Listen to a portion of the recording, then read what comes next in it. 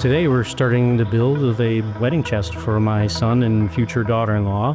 This chest is going to be built with frame and panel construction. The frame components are going to be 3/4-inch cherry, and the panels are going to be made from resawn panels that are book matched. This build I'm starting from rough lumber. Everything I'm going to mill close to its final size and shape, and then start laying out which pieces go where.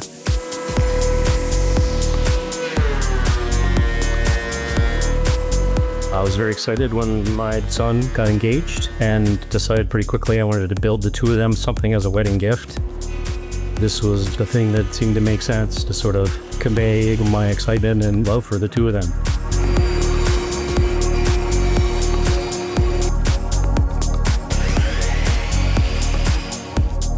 All right, so I have quite a bit going on the table here. So this is one of the two frames for either the front or the back.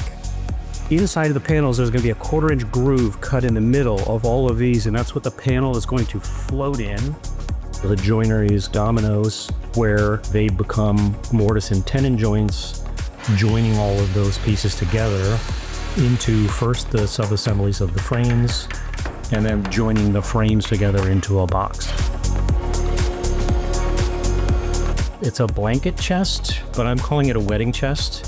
There are some historical traditions. When a daughter got married and would move away to be with the husband's family, there would be a special chest that all of her belongings went into. So there is some sort of symbolism around a chest that sort of lives with you for a long time.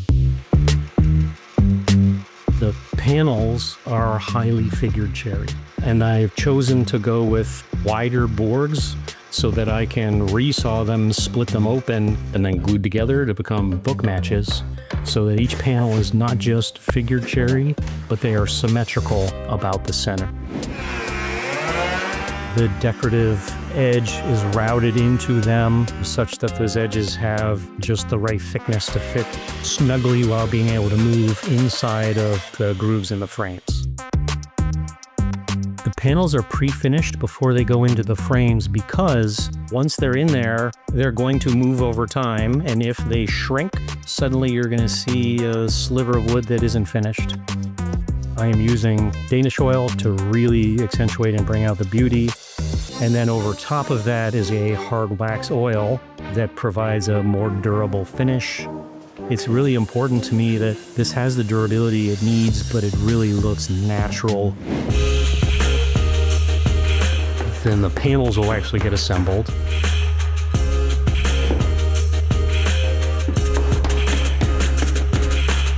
Once the panels are assembled, I'll work on joining the panels together to make the box.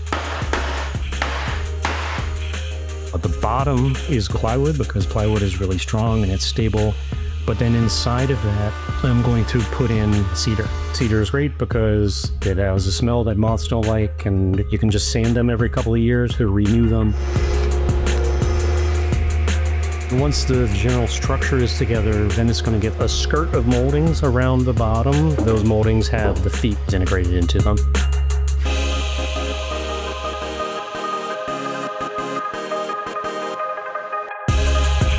The top is just a solid piece of cherry. I chose to use a traditional method, which are called breadboard ends. The reason for that is if you just glue boards together, it can cup or curl and lose its flatness. Using a breadboard end, you create a tenon on the ends and then put the breadboards over top of that tenon into a groove, keeping everything flat.